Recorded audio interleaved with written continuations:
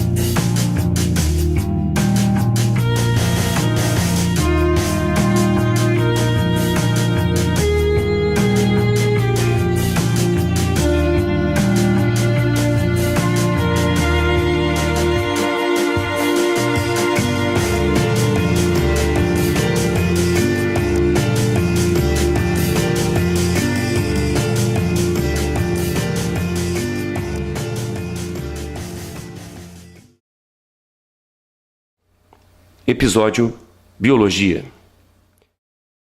Já que não dá para entender os nomes que os biólogos falam e nem o que os alunos querem, vamos conversar com alguns professores da Unicentro, a Universidade Estadual do Centro-Oeste do Paraná, situado em Guarapuava.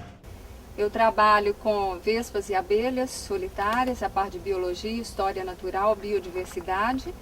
E esses insetos eles têm o hábito de construir ninhos em cavidades feitos em árvores.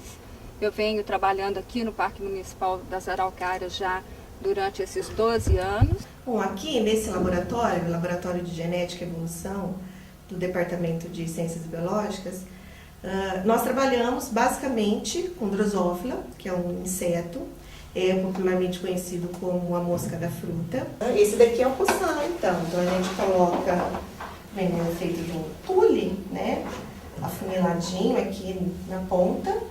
Então o prato tá lá com a banana, a laranja, o fermento, e tem vários insetos voando, a gente passa assim, a gente segura aqui no fundo, passa a mão para cá, pega uma garrafa e transfere as moscas para dentro da garrafa. Então, esse daqui é o lugar onde a gente guarda, armazena, vamos dizer assim, nossos exemplares. Deixa eu pegar um aqui. Então, esses aqui já são pupas. E nesse, fica mais fácil de mostrar. Esses aqui ainda estão em forma de larva. Então, meu nome é Paulo, trabalho com caranguejo de água doce, o famoso aegla. Esse aqui, apesar de pequenininho, é um indivíduo adulto já. Esse aqui chama aegla castro. A aegla, eles são artrópodes, assim como os insetos, assim como aranhas, assim como os escorpiões.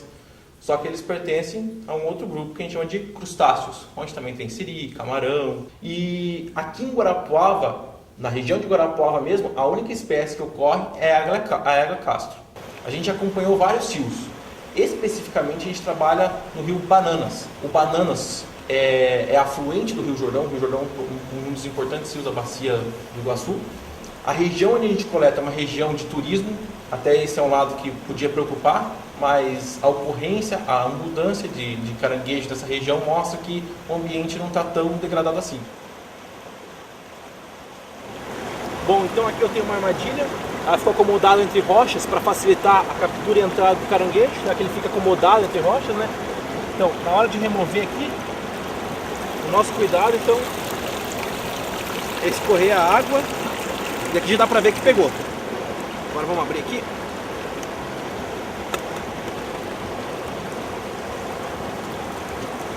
Tá aí, ó. A égua Castro, né? A população do meu mestrado.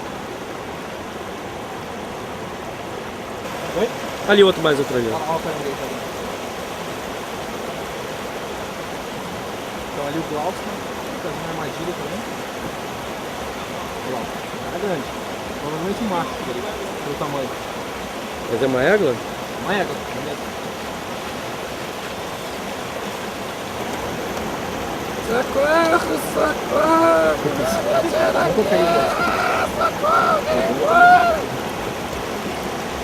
E eu sou especialista em aves. O nome de quem é especialista em aves é ornitólogo. Para se estudar as aves, é muito importante o uso de um binóculo e no começo, quando você está aprendendo a identificar as aves, um guia de identificação.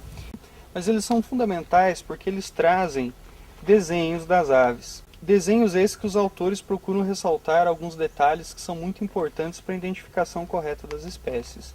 As aves daqui da região, ou como qualquer outro local, geralmente existe uma diversidade grande, muito elevada de aves.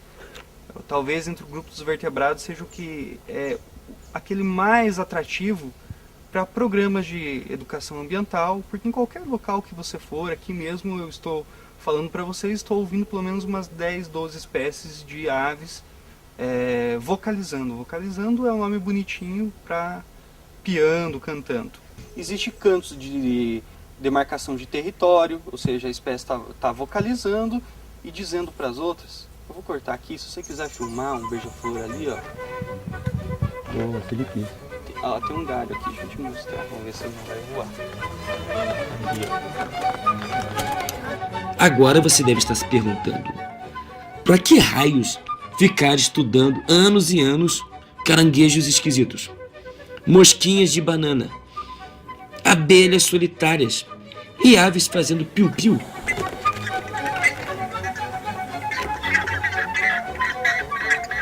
Por que estudar as aves? As aves elas são um grupo muito importante para a natureza, porque elas são dispersoras de sementes. O que é isso? Elas se alimentam de frutos e conforme elas vão se deslocando através da floresta, elas ou eliminam nas fezes ou no próprio regurgito essas sementes que vão gerar novas árvores. Então as aves elas têm um papel muito importante na regeneração de florestas, plantadoras de florestas.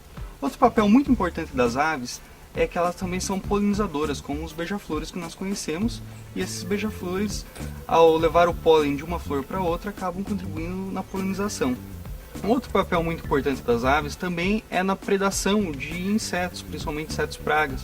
Por exemplo, uma andorinha que pode comer mais de 400 insetos em algumas poucas horas. Nós sabemos que existem drosófilas que são mais, estão mais adaptadas a ambientes modificados, a ambientes mexidos.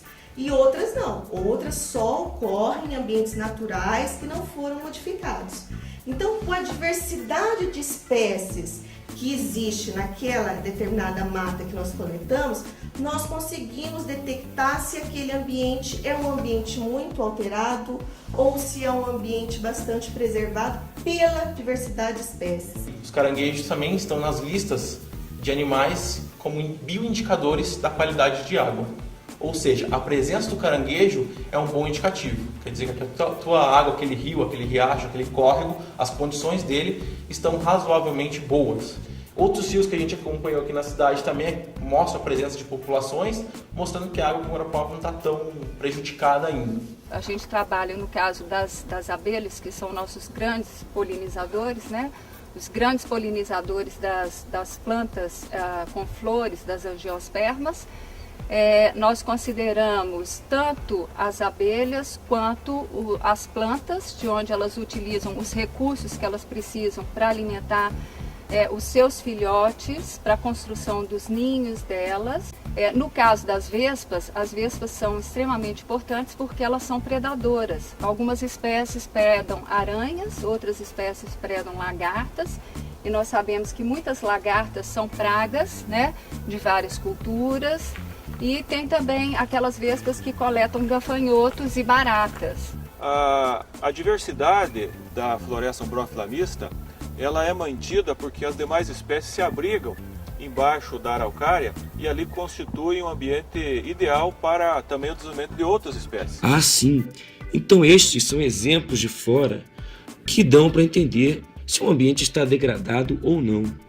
Por exemplo, este é o belo e importante Rio Jordão, aqui de Guarapuava. Olha que paisagem bonita, mas peraí. Tem uma espécie ali que o Paulo não falou da gente que existia. Que isso? Ah, sim, trata-se de um peixe Ruffles. Que eu não digo que foi um porcalhão que pôs ali, porque os porcos não fazem isso. Os efeitos nocivos que este saco de batatas e muitos outros componentes piores ainda podem fazer em um rio, por exemplo, é estudado pela ecotoxicologia. Outro nome complicado, mas uma coisa bem bacana. A ecotoxicologia é um termo que foi usado pela primeira vez em 1969.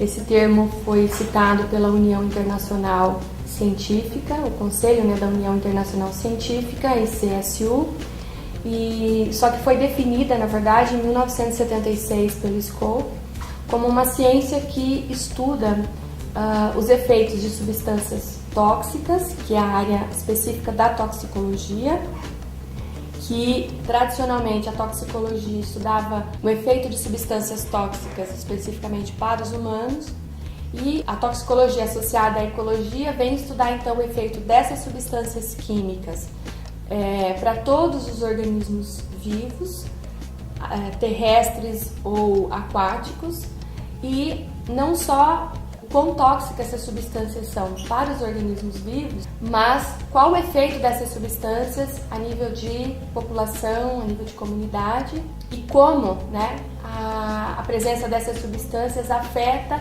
as relações desses organismos com o meio poluído por esses toxicantes. E entre os males mais comuns que a poluição pode causar está o câncer, uma doença muito grave. Não, calma, amiguinho. Isto não é um vídeo sobre astrologia. Se o seu signo é câncer, nós não estamos falando de você. O ciclo celular é altamente regulado por proteínas e moléculas que interagem com o DNA das células. Como as células, para se reproduzirem, elas têm que replicar a molécula do DNA, e portanto o DNA é uma molécula replicante, nós estamos sujeitos a erros nas cópias. Essas réplicas podem estar sujeitas a alterações que são corrigidas normalmente por um sistema de reparo no DNA, pelo próprio metabolismo celular, mas esses erros podem ocorrer ao acaso e eles são naturais em todas as células animais. Porém, quando um número de erros ao acaso atingem um dado limiar, com uma configuração que leva as células a uma proliferação desenfreada, essas células assumem a condição de uma célula tumoral. Então existem tumores benignos e tumores malignos. Os tumores malignos são os cânceres que nós conhecemos de um modo geral. Então, para a gente pensar como é que o câncer se estabelece, nós temos que pensar no indivíduo em todo o seu modo de vida, desde a sua alimentação, uma alimentação balanceada, hábitos de vida saudáveis, como não uso de drogas, álcool, tabaco, e exposição a agentes danificadores do DNA. Esses agentes podem ser agentes químicos, como é o caso de muitos agrotóxicos, inclusive os que a gente utiliza aqui na região.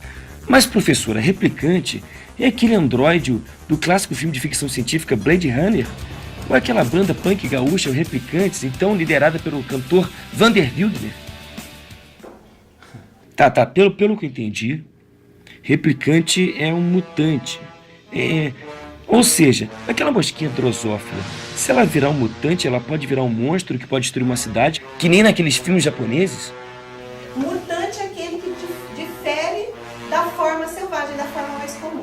Um ser humano mutante, ele pode virar um X-Men? Ou alguém dos Mutantes? A banda da Rita Lee dos anos 60? Ou estar naquela novela Os Mutantes? Quando nós consideramos um processo evolutivo, nós consideramos uma evolução ao longo de milhões de anos, não ao longo de um período curto de tempo. A vida humana, em média, leva a 70, agora 80 anos, que seja. Isso não é suficiente para você considerar um indivíduo mutante. Tá, tudo bem. Então eu entendi que o equilíbrio no ecossistema pode dar um jeito na poluição e na qualidade de vida do mundo inteiro. Mas eu não entendi até agora por que aqueles alunos estavam pegando aquela gororoba. Ou quer dizer, desculpe, aquela alga. Eles fazem fotossíntese e ela proporcionou o acúmulo de oxigênio na Terra, que deu origem à camada de ozônio. Sim! Acredite, as algas são as grandes responsáveis pelo oxigênio na Terra, muito mais do que a Amazônia, que é considerada erroneamente o pulmão do mundo. Mas temos que conservar a Amazônia, mesmo ela não sendo o pulmão do mundo. E chegamos ao fim de mais um episódio. Não perca os outros da série O Ambiente é o Meio.